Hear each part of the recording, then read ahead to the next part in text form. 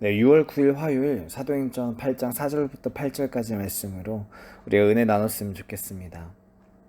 제 고향이 서울이거든요. 근데 다들 제가 서울 사람이라고 하면 비웃더라고요. 어쨌든 간에 저는 25년 동안 군대 간 시간을 제외하고서는 계속 서울 지역에 있었습니다. 근데 서울에 살다 보니까 안 좋은 점이 있는데 그게 뭐냐면요. 그 학교 교과서에 그 어떤 식물들, 동물들 이런 것들 사진들을 막 보여주잖아요. 근데 거기서는 봤지만 교과서에는 봤지만 실제로 보지 못한 식물이나 꽃들이 너무나 많습니다. 그 중에 하나가 뭐였냐면 민들레예요. 민들레. 그러니까 사진으로도 그 민들레를 봤고요. TV로도 그 민들레를 봤어요. TV에서 어떤 여자애가 한 어떤 푸른 초원, 푸른 어떤 초장 같은 데서 민들레 꽃씨를 들고 부는 장면이 나오는 거예요. 그러면 막 그 민들레 꽃씨가 막 바람 타고 막 흘러 막 갑니다. 막 공익 광고 같은 거였어요. 어쨌든 간에 그런 걸 보면서 아 나도 저렇게 비눗방울처럼 민들레 꽃 그거 한번 불어보고 싶다 해서 저희가 살던 그 집 근처를 막 뒤져요. 근데 막 진달래꽃도 있고 막 개나리도 있고 다 있는데 그 민들레꽃은 이상하게 없더라고요. 그래서 그냥 저런 게 있나 보구나 라고만 생각을 했습니다. 그러다가 초등학교 3학년 때 저희 군산 쪽에 그 줄포라는 그 지역이 있거든요. 거기가 외할머니 집입니다. 거기 초등학교 3학년 때 그 줄포를 가게 됐는데 거기 가가지고 제가 태어나서 처음으로 강아지 풀을 봅니다. 강아지 풀을 거기서 처음 봤고 또 한 가지 뭐냐면 그 민들레꽃을 거기서 처음 봤어요. 동생이랑 이제 길을 가다가 보는데 형아 강아지 풀 막 이렇게 장난치면서 가는데 눈앞에 딱 민들레 꽃이 있는 거예요. 그 하얗게 돼가지고 진짜 동생이 먼저 발견했습니다. 그래서 민들레다 해가지고 막 그 민들레를 풀려고 막 달려가는 거예요. 그래서 저도 민들레를 그때 처음 보니까 동생보다 제가 더 그때 키가 컸으니까 막 달려가서 제가 먼저 막 불려고 합니다. 동생이랑 서로 내가 불겠다고 막 싸우다가 결국에 반씩 불자고 했어요. 반씩. 너 딱 여기서부터 여기까지만 불어. 여기 넘어가면 너 진짜 혼난다. 이러면서 동생 먼저 불라고 하고 그 다음에 제가 나머지 반쪽을 막 불어봤습니다. 그때 그 민들레 꽃을 불었던 기억이 저는 너무나 아직도 기억이 나더라고요. 진짜 막 후 부니까 그 민들레 꽃 씨들이 막 바람을 타고 막 훅 날아가는 거예요. 근데 막 공익광고에 나왔던 것처럼 막 저 하늘 너무 넘어간 건 아니고 그냥 한 3, 4m 좀 가다가 저기 떨어져요. 근데 내가 불어서 그게 불어진 것 자체가 참 재밌더라고요. 그래서 지금도 민들레 꽃들을 보면요 꼭 그걸 따가지고 제가 불어봅니다. 생각보다 그 민들레 꽃이 눈에 잘 안 띄는 것 같아요. 근데 이렇게 흩어진 민들레 꽃이가요 무조건 번식할 수 있는 건 아닙니다. 흩어진 씨들이 만약에 꽃을 다 폈다고 한다면은 제가 그렇게 민들레 꽃을 막 찾아 헤매진 않았겠죠. 어디든 민들레 그 꽃밭이 됐겠죠. 근데 그러지 않더라는 겁니다. 어떤 씨들은 땅에 뿌리를 내려서 꽃을 피워내는데 어떤 씨들은 그냥 그렇게 사라져서 죽게 된다는 거예요. 어떤 씨들이 꽃을 피울 수 있을까요? 두 가지 조건이 있습니다. 첫 번째로는 민들레 그 꽃의 그 날개 있잖아요. 날개에 달려져 있는 그 씨앗이 손상돼서는 안 됩니다. 그러니까 날개가 있어서 바람 타고 멀리 멀리 날아가긴 하는데 애초에 그 씨앗이 문제가 있거나 다치거나 사라지거나 손상되면요 뭐 의미가 없죠. 아무리 좋은 땅에 그 날개가 떨어진다고 해도 애초에 뿌리를 내릴 만한 씨앗이 없으니까 그냥 그 자리에 떨어져서 썩어 없어지는 거죠. 네, 두 번째로 그 뿌려진 씨앗이 반드시 뿌리를 내려야 된다는 겁니다. 그 떨어진 자리가 어떤 자리든지 간에 그 자리에서 그 씨앗이 뿌리를 내려야만이 바위 틈에 떨어졌다고 할지라도 꽃이 피어날 수 있는 겁니다. 근데 반대로 만약에 아무리 좋은 땅이어도 그 씨앗이 뿌리를 내리지 못한다면 꽃은 피어날 수가 없는 거죠. 근데 사실 이런 방법이요 하나님 나라의 방식이더라고요.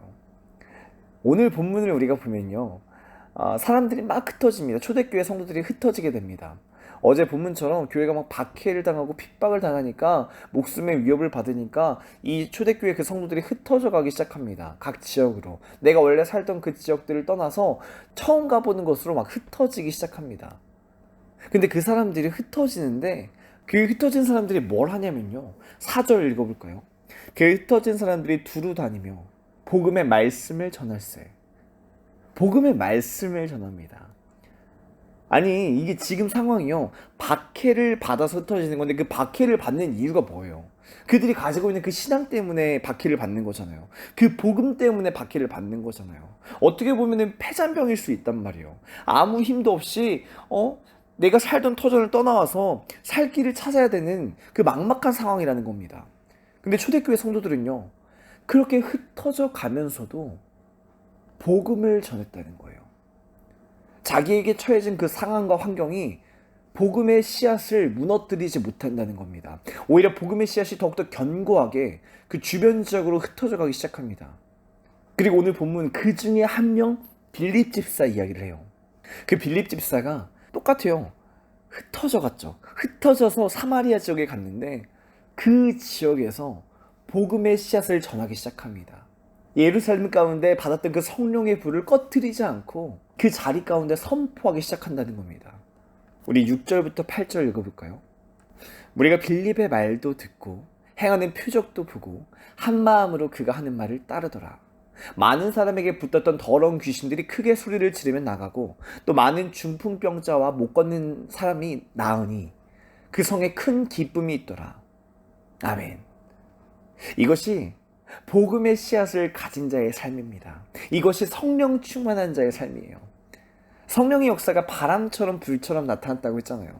그러니까 힘없이 흩어지는 것 같던 그 성도들의 삶 가운데 성령의 불이 있는 거예요. 그게 꺼트려지지 않으니까 그 주변을 태우기 시작합니다. 바람처럼 영향을 미쳐가기 시작해요. 민들레꽃이 바람을 타고 날아가서 그 민들레꽃이 없던 지역에 민들레꽃을 피워내는 것처럼 성령의 바람을 타고 그 복음의 씨앗이 뿌려지기 시작합니다. 그리고 그 자리 가운데 뿌리를 내리기 시작해요. 그 상황과 환경 가운데 굴하지 않고 타협하지 않고 예루살렘에서 시작된 그 성령의 역사가 그렇게 전 세계로 퍼지기 시작한다는 것입니다. 여러분, 우리의 삶이 이런 흩어진 자들의 삶이 되길 원합니다.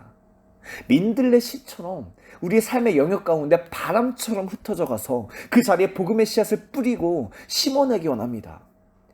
우리의 삶의 그 상황과 환경 가운데 굴하지 않고 타협하지 않고 우리가 그 하나님 앞에 받았던 그 성령의 불을, 그 은혜를, 그 불꽃을 전하기 원합니다.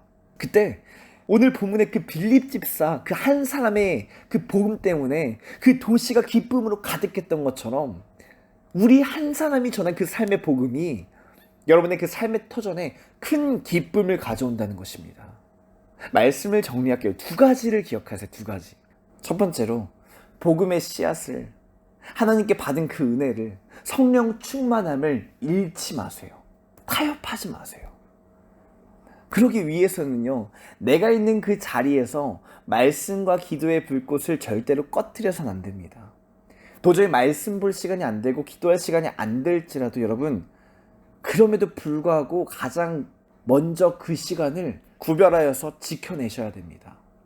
내 삶에 복음의 씨앗이 없어져 버리면요, 아무리 멀리 날아가도 그냥 그 자리에서 썩어 없어질 뿐입니다.